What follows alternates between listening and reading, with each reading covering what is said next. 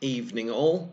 Well, it seems like the culture war has spiraled out of control as far as I can see. There's a lot of disturbing things happening right now, and it seems like events are just going at such a pace now. It is very difficult to keep up, not just on what's happening, but the implications of that follow on from these things. So I'm going to link all the stories that I wanted to cover this week under an overall umbrella, which I call the War on Hate. You see, back in the early 2000s, after the 9/11 attacks, George W. Bush's administration declared that they were going to have a war on terror, which a lot of people were bemused at because how can you have a war on what is essentially a human emotion?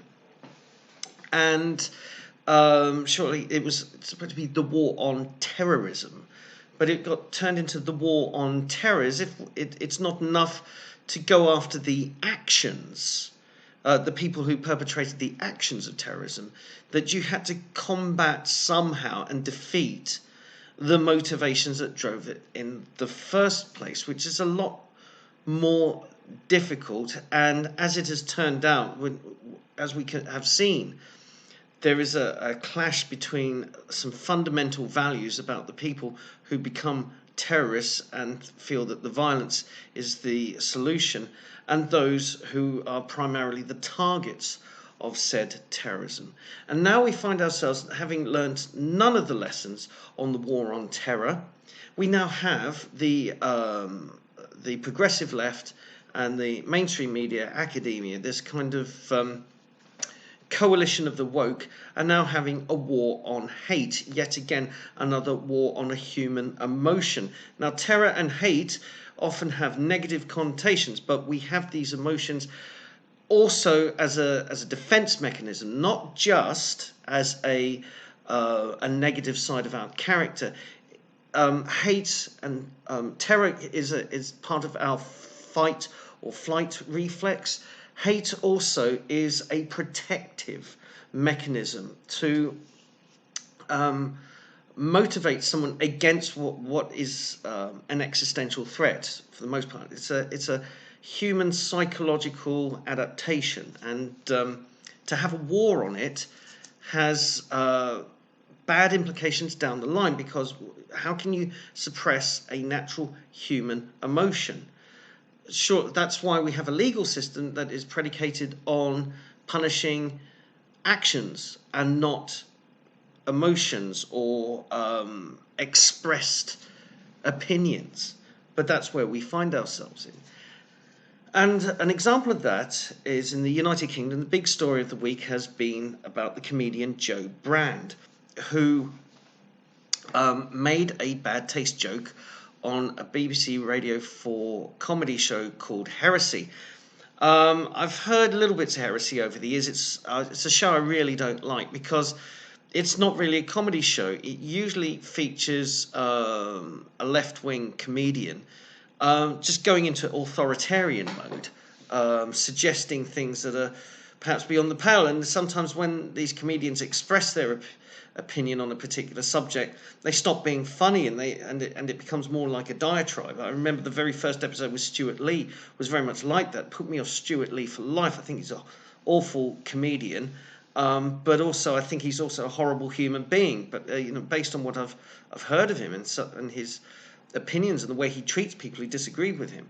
But Joe Brand made this bad taste joke on Heresy, where she said that milkshaking loathsome politicians. She mentioned, first of all, that there's a whole Brexit has led to a rise in a lot of awful political characters, and that milkshaking them is a pathetic response when you could do it with battery acid. So that got her into trouble, because here she is seemingly advocating for violence. I mean, she said, no, I wouldn't do this. This was just a fantasy. But there was outrage, and hardly surprising, because violence has been a part of Jo Brand's humour and her joke content over the years. She became famous for telling the joke that the way to a man's heart is through his hanky pocket with a bread knife. That was her breakout joke. So violence has been part of her act. And I'm not surprised about her joking about throwing battery acid on politicians she doesn't like. And there were two types of negative responses to Jo Brand's joke. The first response was from people saying, well, in this current political climate, you're kind of using inflammatory rhetoric. What if somebody was to go out and actually throw battery acid on Nigel Farage or another member of the Brexit Party or whoever wasn't popular amongst the progressive left? What if that happened? You're inciting violence. And what the precedent that was cited is that, well, didn't you guys on the left say that about Jo Cox? That all the inflammatory rhetoric somehow led to a complete nutter shooting Jo Cox, and so it's using that argument uses an argument that the left have been pushing for 3 years now, that if you have inflammatory rhetoric and this kind of aggressive talking, it will lead somewhere down the line to an actual act of violence.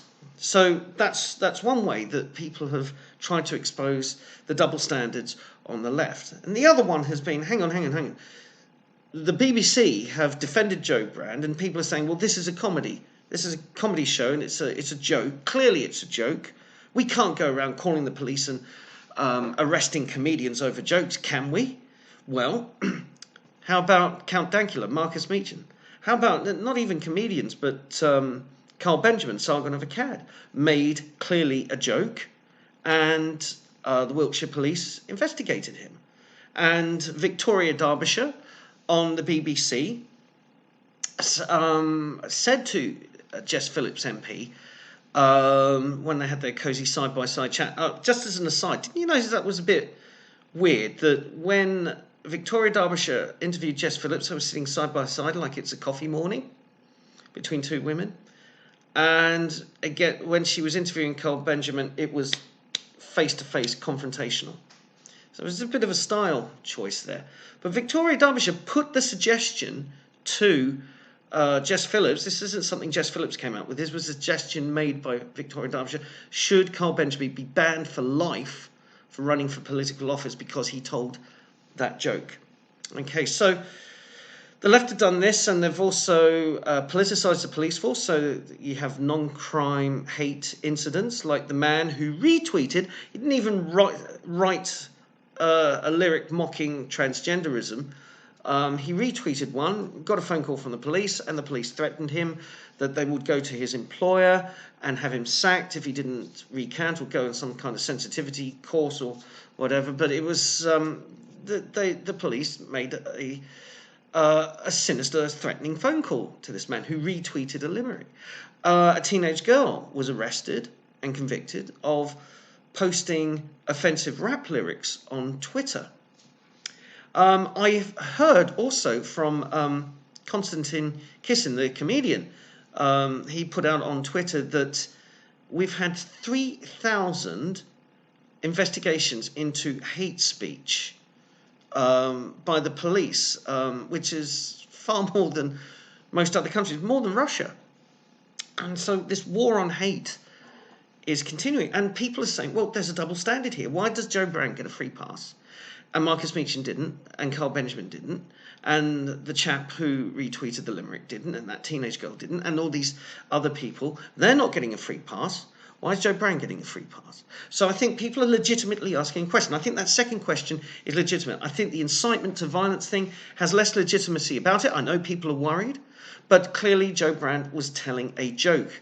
And if something bad does happen, God forbid, and somebody does get battery acid thrown at them, I don't think you can hold Jo Brand responsible, because she did say, look, I won't do this, it's just a fantasy, and it's a comedy show called Heresy. And the person doing the battery acid throwing is responsible, not the person making a joke about it. But it's legitimate to ask the question, why have we got these double standards? Why are some people being let off scot-free? And why did Danny Baker, another example, lose his job at the BBC? Jo Brand keeps hers. Because nobody was threatened with violence or harm in Danny Baker's offensive joke, which was done outside the auspices of the BBC. It was something he did on Twitter all by himself. But Joe Brown was on a BBC show, and it went out on air. So why all this double standard? And I think that's a perfectly legitimate question to put to the left. Now, I was surprised at the establishment and the left's response to this, because I thought once people started saying, well, Joe Brown should be sacked or dismissed, or she should somehow face some kind of sanction for that joke, I thought that the left would go to, oh, you're just doing that because she's a woman. I thought they'd play the sexism card, and they didn't. Instead, they cited something else, which I think is perhaps a little bit more worrying for the long term. And the left's response, when they do bother to respond, is that, well, Jo Brand's a recognised comedian on the BBC. There's something kind of official, recognised about her being a comedian. And who is Count Dankula anyway? He's just a YouTuber, a jumped up upstart, talentless. That's the phrase that keeps coming back. If you're a YouTuber, you're talentless. So it was the defence used for Jo Brand was that BBC establishment, mainstream media, good, YouTubers, alt media, outsiders, bad. Okay, that's the difference. The difference is, the Groucho Club establishment respectability umbrella, and it's a bad one because it leads down the path of, well, who should crack jokes now? Okay, is only trusted, reliable, branded, pardon the pun, comedy from the BBC. That's your blue check mark, so to speak. They can tell jokes, the rest of us can't, and that's the kind of worrying mindset I think that's arises from that. But it doesn't just stop there with the war on hate. In America, the tech companies have gone very strange indeed in the wake of Carlos Maza versus Steven Crowder. Now, remember, Steven Crowder's jokes at the expense of Carlos Maza did not involve violence. Okay, it was just pointing out some of his characteristics. Okay, and mocking Carlos Maza. But Crowder never threatened Maza with violence.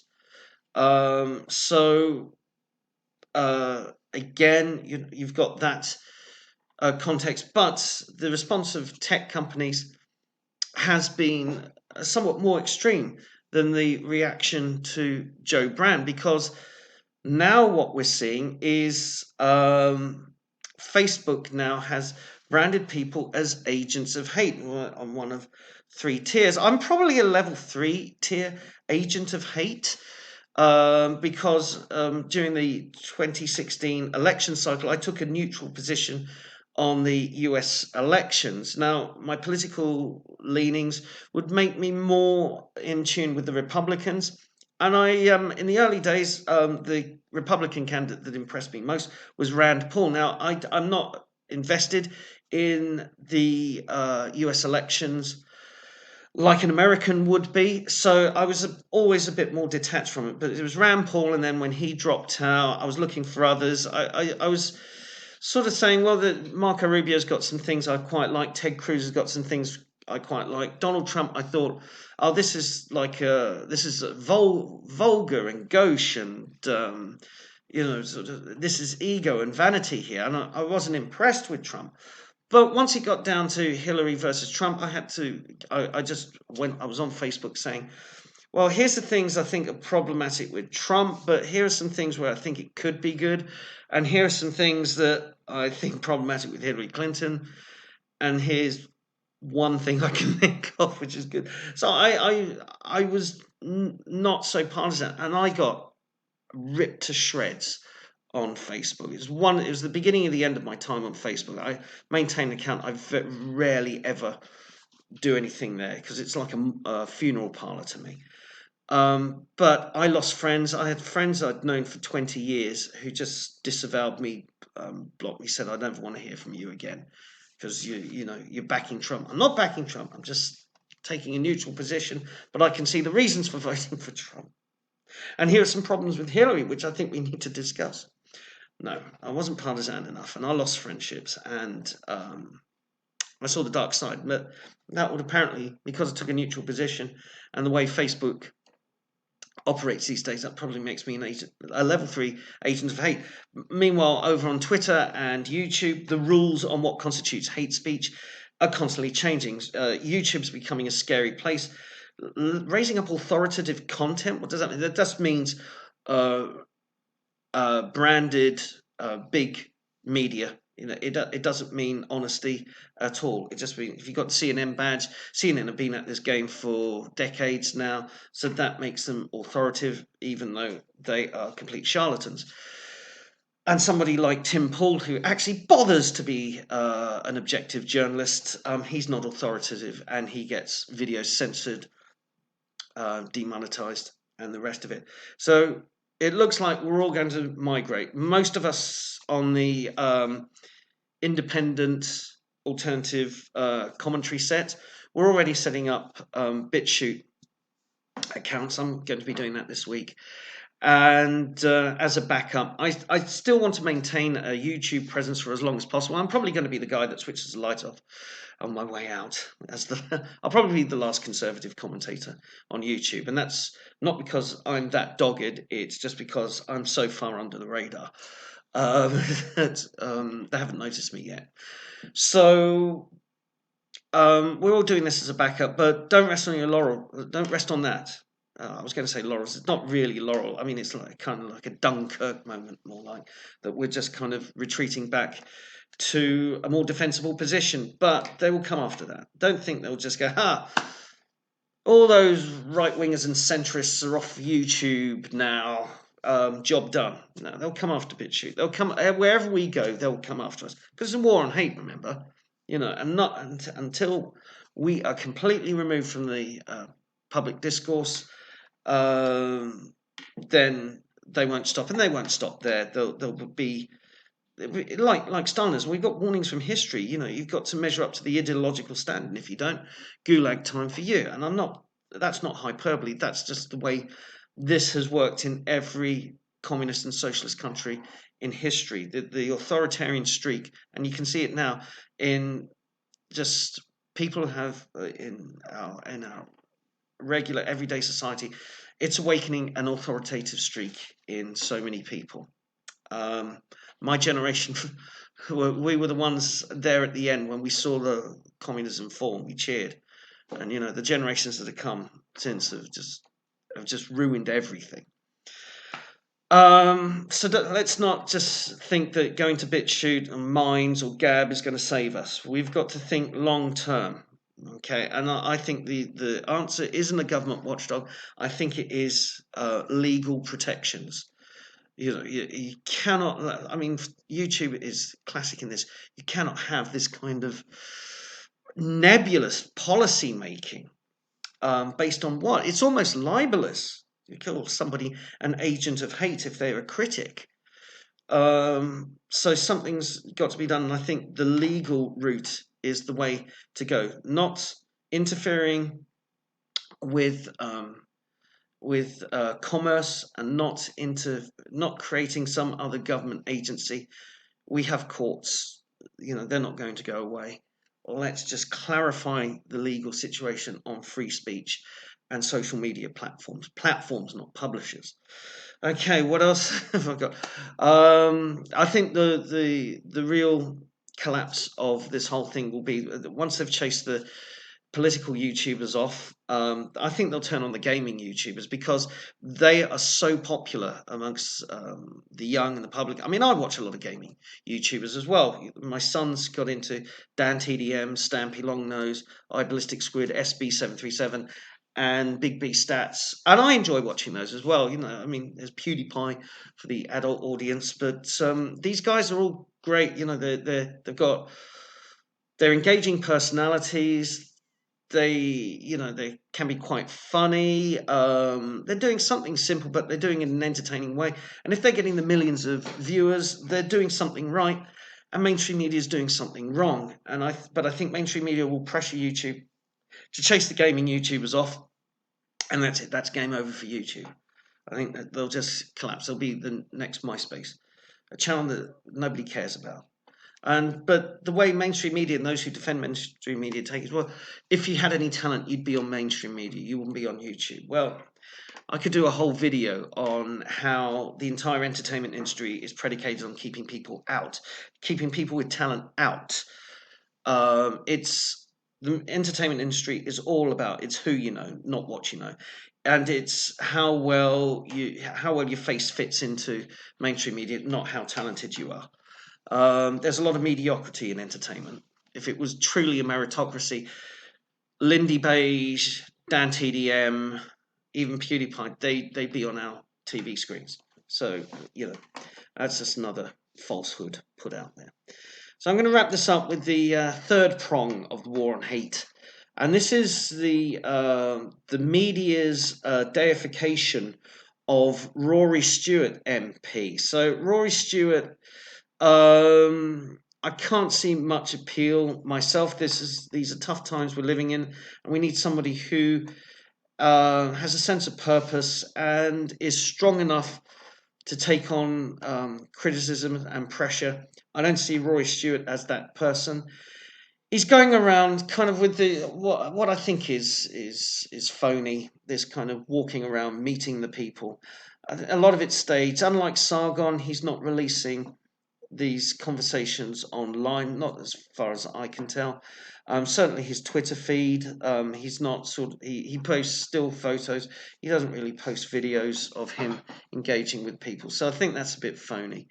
But the media love him because he represents a reasonable chance of reversing Brexit, even though he has said he's going to carry out Brexit, but he wants to do it in a way that unites the country. Sorry, Rory, but you cannot fundamentally unite a country politically. Tony Blair was the closest we ever got, and that led to more problems than it solved, trying to impose a kind of political orthodoxy on people. There are going to be clashes, there are going to be differences of opinion. That's why we have votes, we have democracy, and we have this group of people, more people voted for this than that, so we do this. And you lot over there, well, you may not like it, but you have to honour the result, and we move on. And then we set ourselves up for the next debate, the next policy thing that we have to discuss. And so there will always be, particularly in the United Kingdom, we're quite an ornery lot as a people. We're always going to have these big political differences. So the idea that he can bring the country together over Brexit is false. The best thing that could happen is just go through with that democratic mandate. Otherwise, the whole system is undermined. And then for people who wanted to remain, to set up the next argument that they want, which is possibly a lobby for closer ties with Europe in the context of actually having left the EU. That's where they should be focusing their attention. But Roy Stewart's not the person. Most people on the mainstream right, particularly conservatives, think he's going to cave in on all the issues that they care about. He's got some policies that are quite strange, these kind of regional people's council. I mean, he wants to devolve the decision-making of Brexit to various public focus groups, as if that's not going to get hijacked by political activists. I mean, come on. That's just, people want their politicians to take responsibility. And one of the strange things that came out of the Conservative leadership debate is that the media class and the blue checkmark brigade loved it that Roy Stewart was saying, I can fail. I've failed in things. And then Sajid Javid was saying, I too have failed in things. And it's so refreshing to hear a politician admit that they can fail and that they change their mind and that they can go back on something. Hello, This is a new tune from the media, who have long both said, he flip-flops, she flip-flops. And it seems odd. I think they're just pushing Rory Stewart because I think they see him as their puppet. If he gets in, they can control him because he's a more malleable personality. So it's all part of the war on hate. a war that can never be won, but it doesn't stop people from being deluded into thinking that they can quash all the nasty things like Princess Unikitty in the Lego movie, and they just suppress it down until everything bursts. And that's the big worry, and that's why, for me, that takes a biscuit.